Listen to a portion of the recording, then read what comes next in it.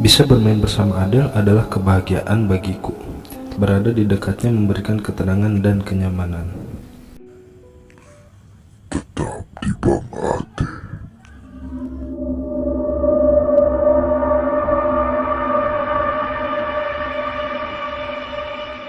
Assalamualaikum teman-teman, kembali lagi dengan saya Aris. Apa kabar kalian semua? Semoga kalian yang mendengarkan atau menonton video ini dilancarkan rezekinya serta dimudahkan segala urusan-urusannya.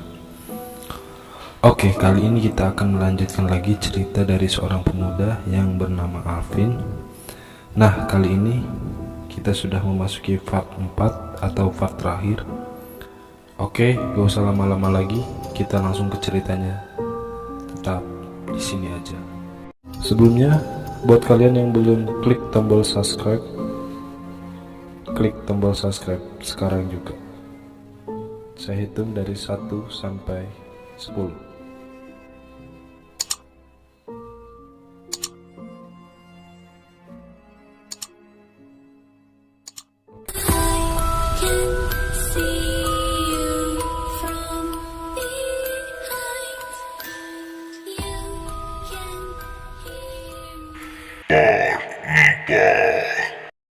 Dari sini aku tahu hantu-hantu yang biasa kulihat tidak akan terlihat olehku jika berada di dekat Adele.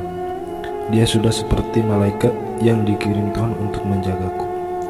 Terlepas dari semua itu, aku teringat akan kejadian beberapa bulan yang lalu saat kami melakukan ritual tempo hari itu. Aku merasakan hal yang ganjil, diawali dengan keanehan di keluargaku, gangguan makhluk tak kasat mata, dan kematian keluargaku.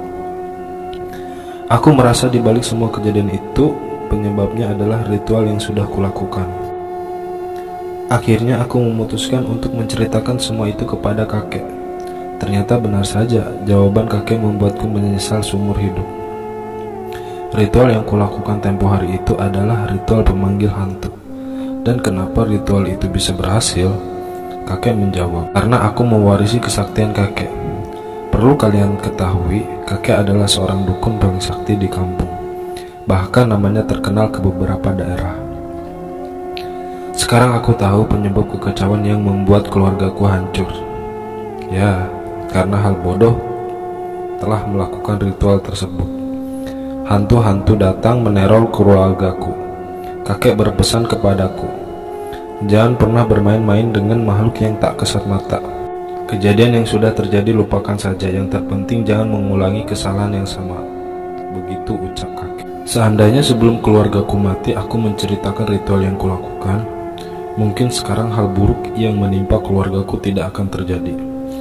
Dengan kesaktian kakek pasti bisa menangani masalah ini. Menyesal, sangat menyesal.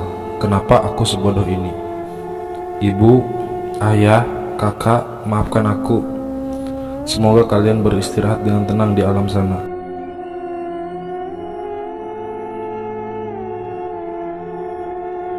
Tak terasa sudah 20 tahun berlalu. Sekarang usiaku sudah 25 tahun. Banyak hal yang terjadi selama itu. Sekarang aku tidak punya keluarga lagi. Kakek sudah meninggal karena sakit.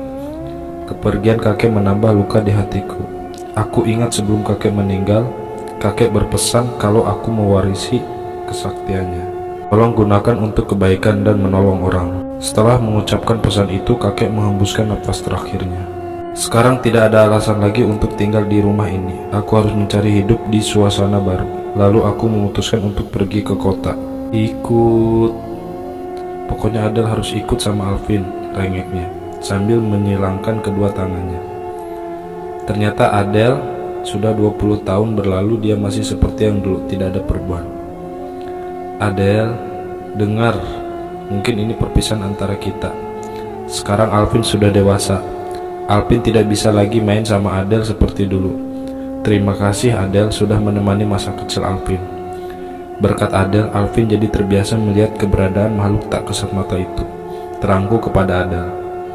Alvin jahat, mau ninggalin Adele, rajuknya sambil membalikan badan.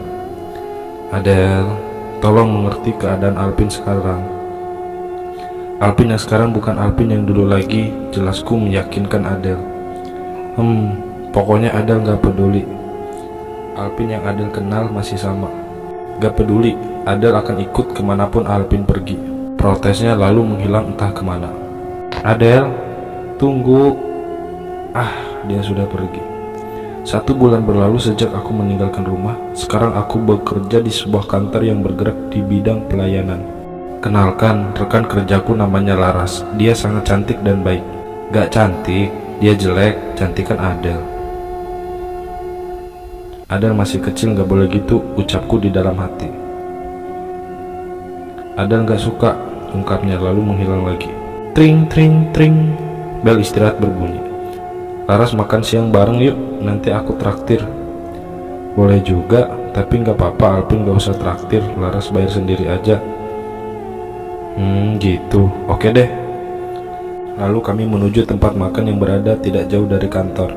Warungnya sangat ramai, pasti makanannya enak. Beberapa menit menunggu, pesanan kami telah tiba.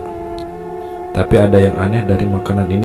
Setelah kutelusuri menggunakan penglihatanku, ternyata benar dugaanku, warung ini menggunakan jasa jin penglaris pada usahanya. Air liur di makanan itu membuat rasa khas yang sangat enak bagi siapa saja yang menikmatinya. Alvin, kenapa gak dimakan? Tanya Laras sambil menikmati makanannya. Mana mungkin aku memberitahu Laras perihal ini, sebaiknya aku merahasiakannya saja. Maaf, Laras, nafsu makanku tiba-tiba hilang. Rasanya badanku meriang, jawabku. Maafkan aku, Laras, telah membohongi kamu. Alvin, kamu sakit? Tanya Laras singkat. Cuma meriang aja kok. Gak apa-apa, aku baik-baik aja, Laras. Ya udah, kita masuk kerja lagi. Jam istirahat sudah habis. Kami pun meninggalkan warung makan yang menggunakan jasa jin penglaris ini. Hari yang melelahkan setelah mengantar Laras pulang. Akhirnya aku bisa beristirahat dengan tenang. Sampai akhirnya Adel datang dan menghancurkan ketenangan ini. Alvin jahat sekarang, mau lupain Adel. Seharian berduaan sama wanita jelek itu. Adel ngagetin aja, datang gak permisi, pergi gak pamit. Sekarang kan Laras jadi partner kerja Alvin. Wajar aja kalau kita berduaan setiap hari, terangku menenangkan Adel. Alasan, bilang aja mau berduaan sama wanita jelek itu. Adel gak suka wanita itu, dia udah rebut Alvin dari Adel. Protes Adel sambil mengayunkan kedua kakinya di atas lemari. Ya udah, Alvin minta maaf deh. Adel udah makan? Tanyaku mencairkan suasana. Kali ini Adel maafin, tapi jangan terlalu deket sama wanita jelek itu, nanti dia suka sama Alvin. Udah, tadi Adel makan bunga kamboja di kuburan, tuturnya. Hahaha, ada-ada aja, masa makannya bunga kamboja? Malah diketawain.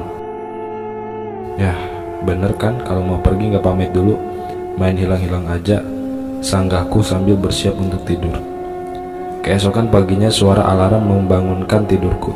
Ternyata hari ini libur, sekarang aku harus bersiap karena sudah ada janji dengan Laras. Kami berencana untuk mengunjungi keluarga Laras di kampung.